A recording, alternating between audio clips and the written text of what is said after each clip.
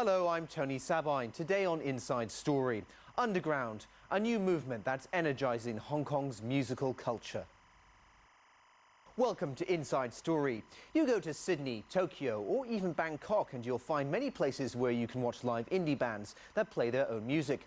In Hong Kong, very few bars host local bands that perform their own songs.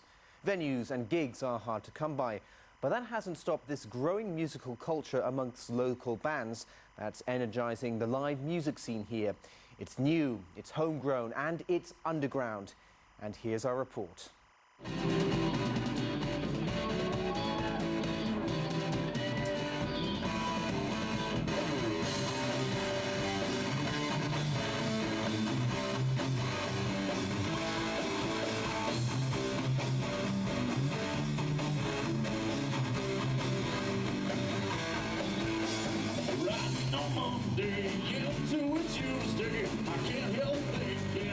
There is a music scene in Hong Kong, but it's small.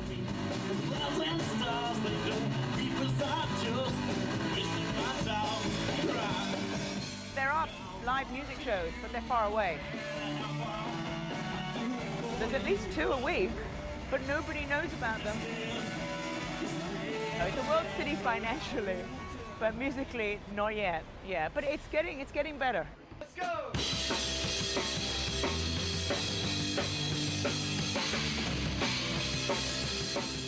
It's a major city and it doesn't have a major music scene. There's something wrong with that.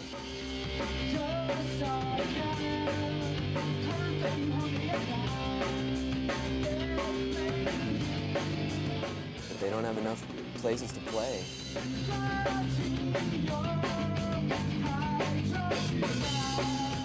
The music scene should be every bit as good as Tokyo or any other.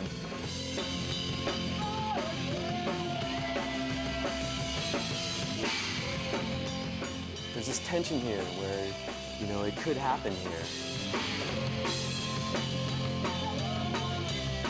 It could just blow up, and we could all be here when it all blows up.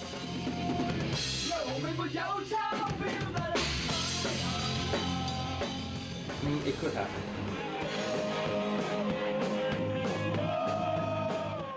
It's definitely more likely now than it was, say, 5 years ago.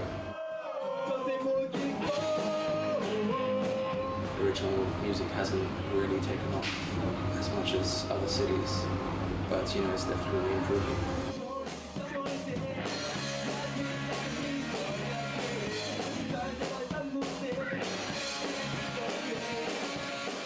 People are looking for live music on the street and in the clubs.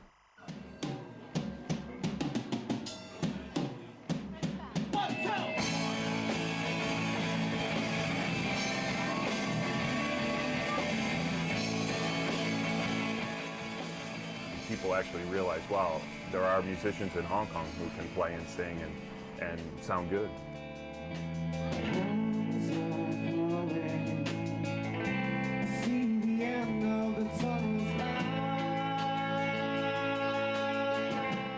This is actually our second gig. They were formed about a year ago.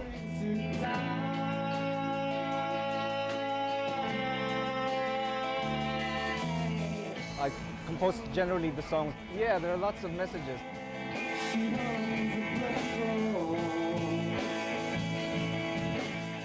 More of dark and yeah, there's angst and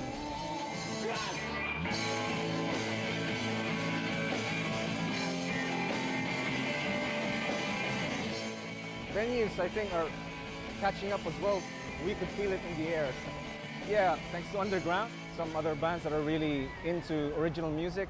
Well, welcome to Underground 23. Look at all these cameras, and I'm just talking, huh? Well, we've had so many styles, yeah, like normal rock, heavy metal, new metal, grunge, pop. We're going to have a jazz band soon, but we encourage whatever style is okay, as long as you wrote the music. Natural City.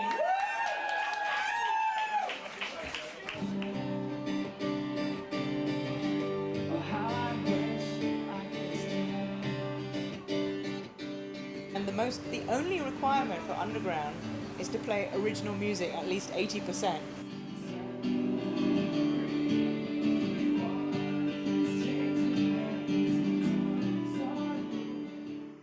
Do you know that next month it's going to be 2 years since Underground started?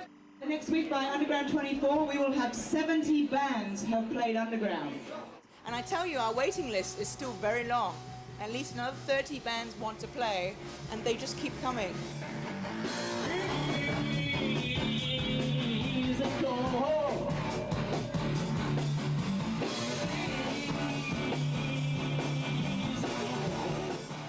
But Spodek rocked!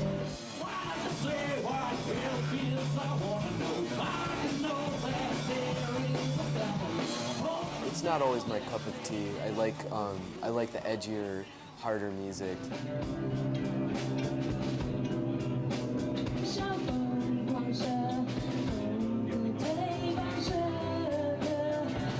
To me, a scene should be hard and edgy and threatening and menacing.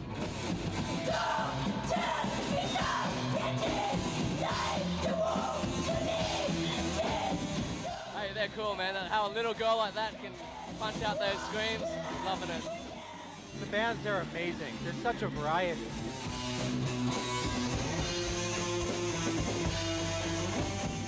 There's not that many opportunities for bands to play, but people always come out and support the bands, and I think it's great, but I think there should be more, and Underground's just one avenue of it. I would like to thank Crispy and thank Underground to give us the chance to perform. I source for venues. Me and this guy, Mike, actually, him and me started the Underground. Yeah, I put a proposal together and I talked to them. We just said, you've got a stage, you don't have a band till midnight, can we put on a show before midnight? We'll put the show on. You give us the venue, I'll bring in the crowd. That's my basic sales pitch. The crowd follows the bands, or they follow Underground as well. The girl band's quite good. I watched them sound check earlier. Yeah? They're quite good. Okay, cool. Yeah. The singer is about this door. We have between 100 to 250 people come to a show. I've been talking to this guy, but he was asking Underground to help, but then he said he wants to charge $150 on the door. And I'm like, you know, from $40 to $150. It's not an Underground thing. It's you know, like, so I said, you do it yourself. Yeah, that's true. Yeah. And you know, no one will make money from it. It shouldn't be about the money. If it's about the money, then it's a sellout, it's a lie. And it's gonna be bad music, it's gonna be phony. So, you know, if it's about the music, if it's about the art, then it's gonna be real.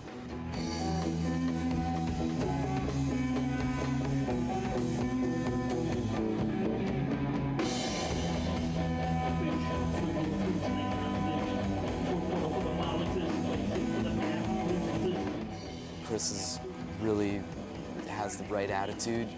She's got her heart in the right place.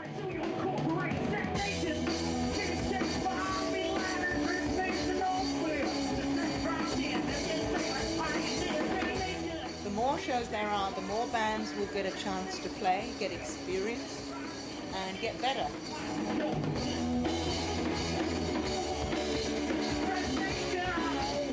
The difficulty is that the bands have no place to get their experience.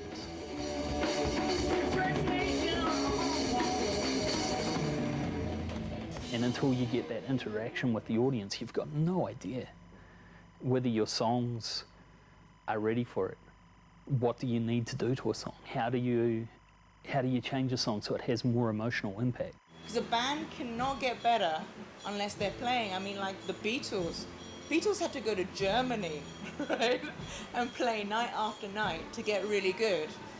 Like, it's, band has to play. It's, you know, they have to play on stage, they have to see the audience, they have to feel how good they were. That's why we write reviews. We kind of give the bands some more feedback. Yeah, this is the last song, and this song is called Elliot.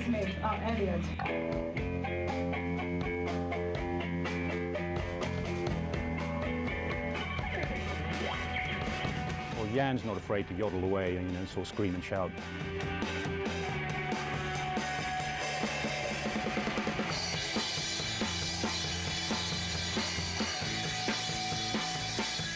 The best song I know is about Elliott Smith, the late troubadour, who had a few problems and killed himself, and Jan is really a fan of Elliott Smith's, and so she wrote this sort of tribute song to him.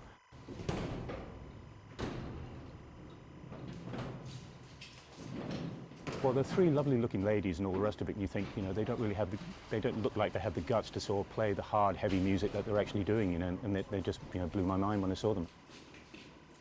Let's say we play it in the end, maybe. Should we? Practice the ending. Yeah. Call our music probably experimental punk. I think Jan writes the songs mainly. I would like to emphasize more about girl feelings.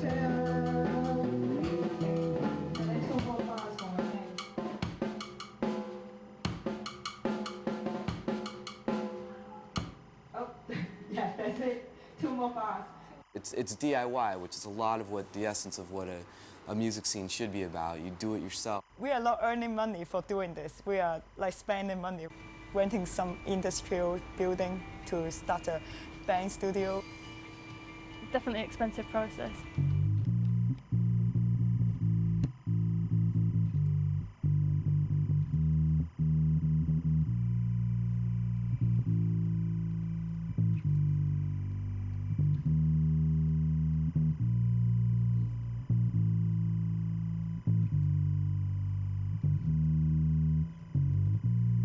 The technology is cheaper, and I mean, you can use a computer now to record. Local bands are more savvy. They already have CDs. They are working on CDs. They've got their web space going. They've got their promotions going. They're playing a lot of live shows. Well, generally before a show we always get quite pumped up. Check, check. Good evening. Yeah. We've seen some really good bands at Underground. Luke Chow, and he's great songwriter. A different life can truly be, and how you live is how you die. Cancer warnings are no lie. And we're doing everything DIY, like in the sense that there's no label funding us. There's no one doing our promotion. There's, you know, it's 100% do it yourself. Yeah, we're doing our record. We're recording at the moment. Mike wrote all his drum parts, and Alex has written all my bass parts. How many CDs are you expecting to sell? To sell. All of them? All of them. How many are you making at the moment? 1,000. I think we'll probably do 1,000. You never know. You just put it out there, and if someone likes it, someone likes it.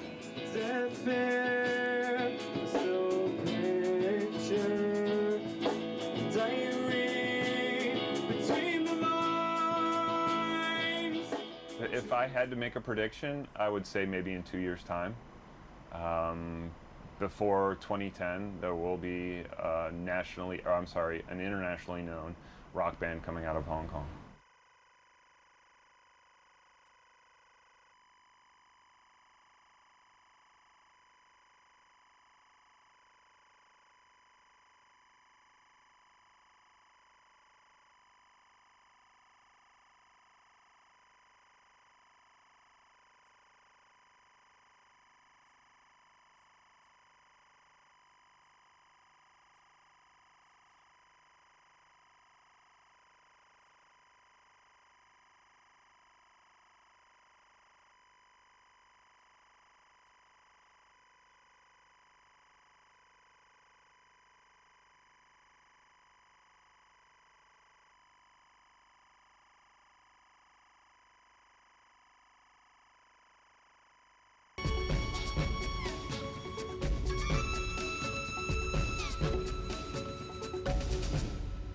Hey everybody, welcome to Dragon Radio. This is Dragon Radio 46. We've got a very